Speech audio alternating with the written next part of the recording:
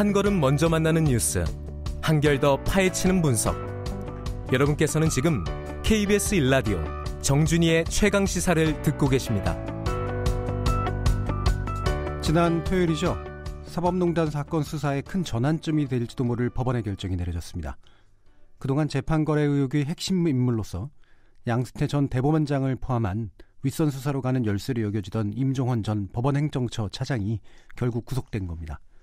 이번 법원 결정의 의미 무엇일지, 이제 시작에 불과한 사법농단 의혹들 앞으로 어떻게 풀어가야 될지, 또 한국당을 제외한 여야 4당이 한 목소리 내고 있는 특별재판부 설치도 탄력받을 수 있을지, 바른미래당 김관영 원내대표 만나봅니다. 의원님 안녕하십니까? 네, 안녕하세요. 김관영입니다. 자, 사법농단 연루 판사 가운데 첫 구속이 내려졌습니다. 범죄 사실 중 상당 부분이 소명되고 증거인멸의 우려가 있다는 게 임민성 영장전담 판사가 밝힌 구속 사유인데요. 당초 법조계 일각에서는 이번에도 제19 감싸기식 결론이 나지 않겠냐는 예상도 있었는데 구속 결정이 내려졌어요. 자, 법조계 생활도 오래 하신 분으로서 이번 요인 주로 뭐라고 보시나요?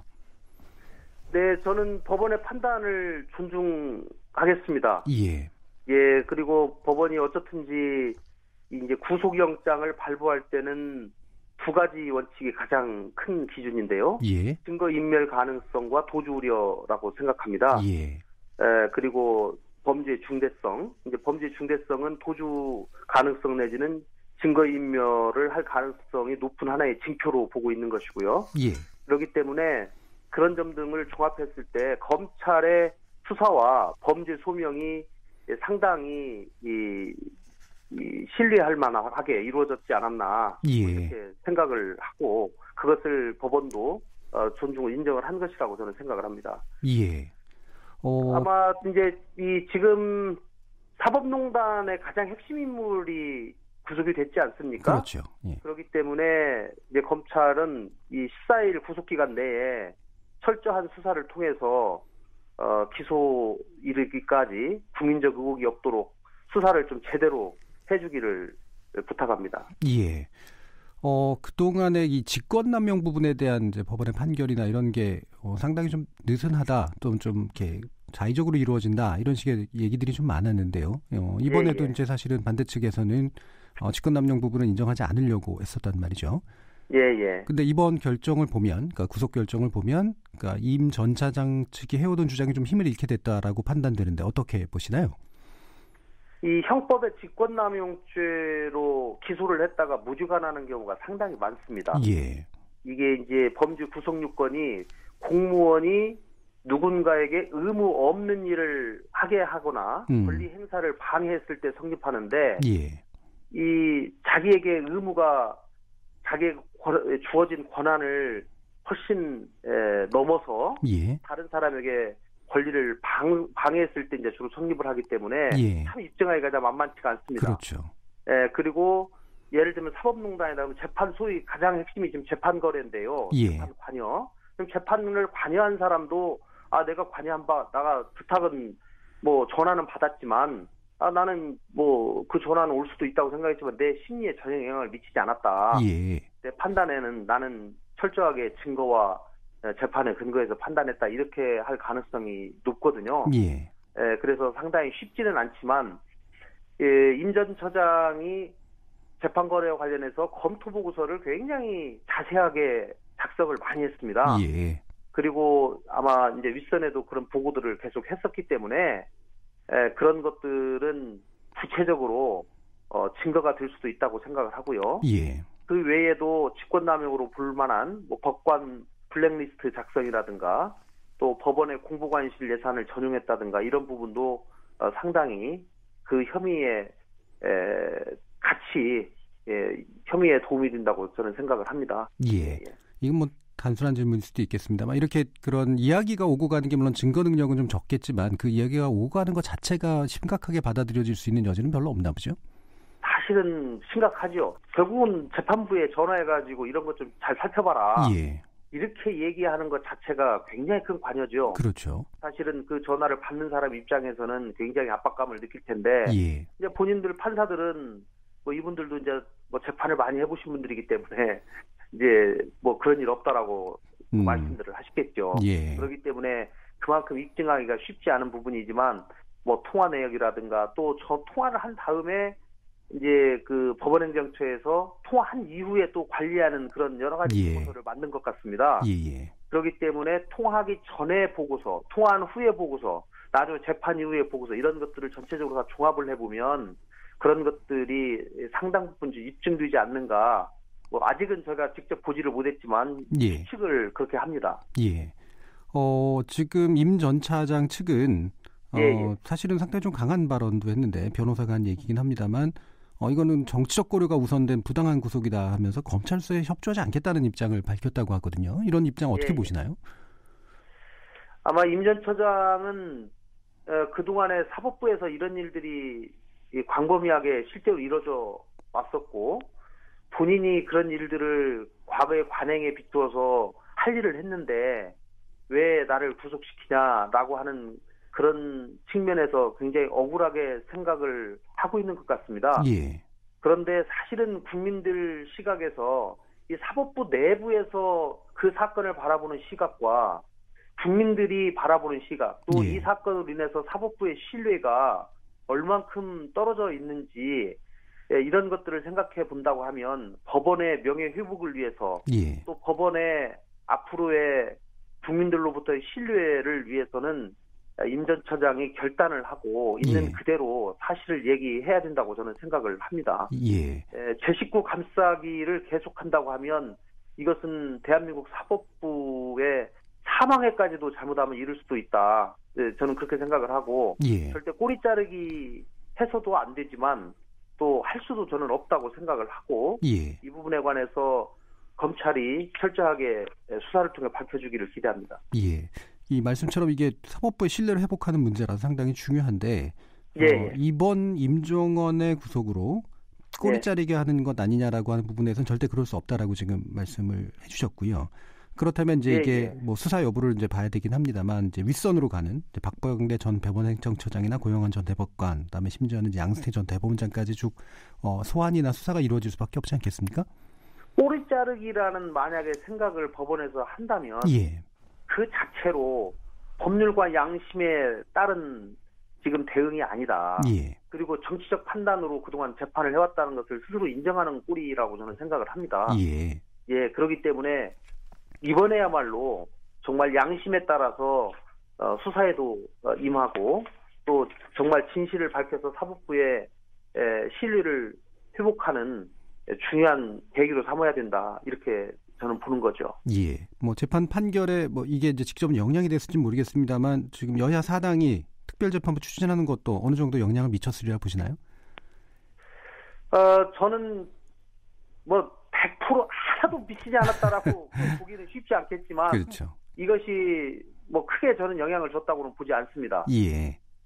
그리고 만약에 이것이 압박이 돼서 임 전 처장 구속을 허용했다고 만약에 한다고 하면 그 이유만으로도 더더욱 특별재판부를 만들어야 될 명분이 저는 있다고 생각합니다. 이 결정이 그럼 거꾸로 이제 지금 추진되고 있는 특별재판부 설치에 어느 정도 여론의 탄력을 받는 그런 계기는 될 수 있지 않을까요? 저는 그 특별재판부 설치 주장하게 된 것이 무슨 임 전 처장의 구속을 압박하기 위해서 주장한 것은 아니라는 말씀을 다시 한번 드리고요. 저는 사실 지난 8월 1일부터 특별재판부 설치를 주장을 해왔었습니다. 왜냐하면 당시부터 이 사법농단에 혐의가 있는 사람들에 대한 여러 가지 압수수색 영장이라든가 대부분 압수수색 영장이죠. 통신기록 조회라든가 이런 것들이 법원에서 대량 기각이 계속돼 오면서 이분들이 이 검찰의 수사에 응할 의지가 없구나. 그리고 이분들에게만 맡겨가지고는 도저히 이 진상이 규명되기가 어렵겠구나. 라고 하는 판단을 했던 거고요. 그 이후에 김명수 대법원장이 한번 우리가 이 진실 규명에 협조하겠다. 검찰 수사에 협조하겠다. 이렇게 뭐 성명도 발표했습니다만은 그 이후로는 조금 나아지기는 했습니다만 그래도 통상적인 수사 절차나 형사재판 그런 진행 상황에 비춰보면 여전히 미흡하다. 이런 생각을 하기 때문에 이번 사건에 관해서 저도 삼권분립의 원칙이 꼭 지켜져야 된다고 생각을 하고요. 예. 가능하면 국회가 이 법원의 여러 가지 행태에 개입하는 것은 바람직하지 않다고 생각을 합니다. 그러나 저희가 오죽하면 이런 최후의 수단을 고려할 수밖에 없을까라고 하는 그런 생각을 하게 됩니다. 예. 뭐 이렇게 여론의 지지도 좀 있고 실제로는 정치적으로 이 정도로까지 합의가 좀 진행되는 부분도 쉽지는 않은데 지금 막상 이제 한국당은 반대한단 말이죠. 예. 김성태 원내대표가 26일 회의에서 완장찬 인민군이 떠오른다면서 김명수 대법원장이 사퇴까지 요구하고 나섰고요. 이 구속결정 이후로도 사실은 뭐 재판부 제척이나 기피 회피 등 현행 제도도 얼마든지 쓸 수 있는데 굳이 이럴 필요가 뭐가 있느냐 이런 식의 논리가 나오고 있는데 어떻게 보시나요? 뭐 신중하게 생각하시는 분들은 이제 상권 분립 얘기하고 유연 소지 얘기하고 하면은 뭐 특별재판부 반대하는 논리는 아주 간단합니다. 그러나 지금 사법농단으로 인한 사법부의 신뢰는 역사상 초유의 일이고 지금 이 사건이 드러나기 전에 사법부의 재판에 대한 신뢰가 제가 기억하기로는 약 60% 가까이 됐는데 지금 20%대로 떨어졌습니다. 이렇게 떨어진 것을 제대로 개선해내지 않으면 이 모든 피해가 국민에게 가기 때문에 이 문제를 특별재판부를 구성해서라도 이 문제를 해결해야 된다고 생각하는 것이고요. 김명수 대법원장이 이 문제를 중심을 잡고 제대로 해결을 해내야 되는데 그동안 사실 오락가락하고 의지를 정확하게 밝히지 못한 면도 있습니다. 저는 그 부분에 관해서 김명수 대법원장의 각성을 촉구하고요. 조선일보에서 뭐 여러 가지 얘기도 하고 그렇지만은 뭐 혁명 얘기까지 했어요. 그런 얘기들은 사실은 저는 바람직하지 않고 그동안 국회는 물론이고 국민들이 법원 스스로의 자정을 위해서 많은 기회와 시간을 저는 줬다고 생각을 합니다. 그럼에도 불구하고 법원이 지속적으로 수사 방해 및 제 식구 감싸기로 일관을 해왔기 때문에 더 이상은 기다릴 수 없다는 생각이고 조선일보도 재판 관여에서 이 문제에서 지금 자유롭지 없는 몇 가지 그런 정황들이 나타났지 않습니까? 그렇기 때문에 이런 문제를 언론사 사설에서 특별히 논하는 것은 저는 뭐 그렇게 바람직하지는 않다고 생각합니다. 그러면 그런 분리의 문제, 그러니까 삼권 분립의 문제를 걱정하는 건 저도 이해가 가는데 목소리가 굉장히 톤도 세고 이 조선일보나 이 한국당 측이 이야기하는 게 이렇게 굉장히 민감한 반응을 보이는 이유는 뭐라고 보세요? 아무래도 이 자유한국당 같은 경우는 과거 그 양승태 대법원 시절의 사법농단이 대부분 박근혜 정부의 행정부와 여러 가지 교감을 하면서 재판에 관여한 것으로 지금 밝혀지지 않습니까? 그렇기 때문에 아무래도 불편할 수밖에 없다고 저는 생각을 합니다. 그리고 뭐 조선일보도 아무래도 뭐 언론의 자유에 대해서 이것도 헌법의 가치이기는 합니다만은 직접 상당 부분 또 연루된 것들이 지금 나오고 있는 상황이기 때문에 조선일보도 이 부분에 관해서는 좀 냉정하게 또 외부의 시각에 대해서도 귀를 기울일 필요가 있다 이렇게 생각을 합니다. 지금 여야 사당이 합의는 했지만 의석수가 총 합해도 178석이고요. 지금 180석 이상 확보하지 못한 상태고 이현주 의원 같은 경우도 약간 부정적인 얘기를 하고 있는데 지금 어떻게 이게 진행이 돼야 될까요? 그럼? 특별재판부 설치를 위해서는 법이 통과가 돼야 되는데요. 이것은 무슨 국회에서 의석수로 해가지고 밀어붙이기로 해서 되는 건 아닙니다. 그리고 제1야당인 자유한국당이 끝까지 반대한다면 법안 소위 통과가 어렵기 때문에 저는 이 안건이 국회를 통과하기가 쉽지 않다고 생각을 합니다. 다만 이 김성태 원내대표도 그동안 사법부의 제 식구 감싸기가 도를 넘었다. 또 사법정의는 바로 세워야 된다라고 하는 그런 원칙적인 말씀들은 여러 번 해오셨기 때문에 최근에 이런 긴박하고 절박한 상황을 자유한국당 대표와 자유한국당 의원님들께 잘 설명을 드려서 좀 납득이 갈 수 있도록 계속 설득해 나가도록 하겠습니다. 이 마지막으로 요거 간단히만 질문드릴 텐데요. 지금 평양선언 대통령의 직접 비전에 관련해서 위헌론 공방이 있잖아요. 근데 바른미래당 같은 경우에 판문점 공동선언도 대통령이 직접 비전한다라고 주장을 하셨었기 때문에 어떤 입장이신지 좀 여쭙고 싶네요. 네, 저희는 판문점 선언 또 평양선언 뭐 이런 것들은 정치적 합의의 문제이기 때문에 국회에 비준 동의를 구하기보다는 대통령께서 직접 비준을 하고 이를 처리하는 것이 맞다라고 하는 입장을 드렸고요. 다만 남북 군사 합의서의 경우는 공식 명칭이 판문점 선언 이행을 위한 남북 군사 합의서입니다. 그렇기 때문에 판문점 선언이 지금 국회에 비준 동의를 요청해놓고 아직 비준이 이루어지지 않고 있는 상황이거든요. 예. 그 상황인데 판문점 선언 이행을 위한 남북 군사 합의서는 대통령께서 직접 비준을 해버렸기 때문에 예. 사실은 선호가 좀 잘못됐다. 예.